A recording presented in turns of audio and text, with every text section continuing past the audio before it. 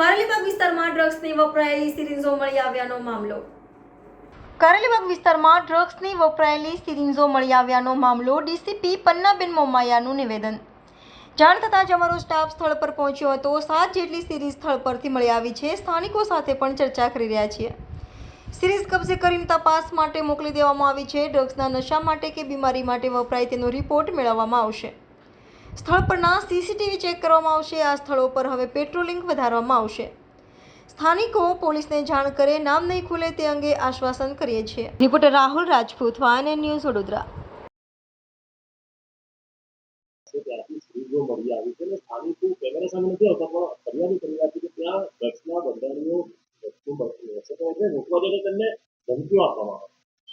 આજે જ્યારે અમને પોલીસને આ બાતની જાણકારી મળી ત્યારે તાત્કાલિક અમારી કારેલા પોલીસ તેમજ મારી એલસીબીની પોલીસ ત્યાં પહોંચી ગઈ છે અને સ્થળ ઉપરથી જે સિરિંજો ખાલી સિરિંજો મળી છે અમે 7 જેવી સિરિંજો મળી છે કબજે કરી છે અને એને એફએસએલમાં મોકલીશું અને શેની સિરિંજો છે અને કઈ બાબતની છે એનું ધ્યાન રાખીશું. ઉપરાંત રહીશોને ત્યાં આજે મળી અને જે કંઈ એ લોકોની રજૂઆત છે સાંભળી અને ત્યાં પેટ્રોલિંગ વધારવામાં આવશે અને ત્યાં આવો કોઈ ગઢ તત્વો ત્યાં આવે નહીં અને આ પ્રવૃત્તિ ન કરે એની માટે તકેદારી રાખવામાં આવશે.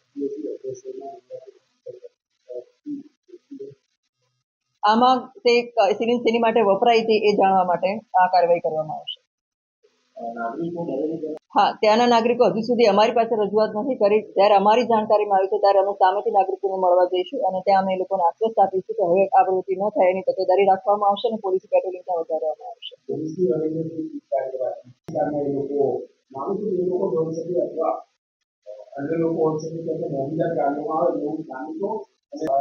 અમે આ બાબતે તપાસ કરીશું અને ત્યાં સીસીટીવી ફૂટેજ પણ ચેક કરીશું કઈ કઈ ગાડીઓ આવે છે એના નંબર પણ અમે મેળવીશું અને જો આ સિરીઝમાં પણ કંઈક અમને એફએસએલમાંથી રિપોર્ટ મળશે તો દિશામાં ચોક્કસ આગળ તપાસ કરવામાં આવશે. Subscribe now and press the bell icon. Never miss an update.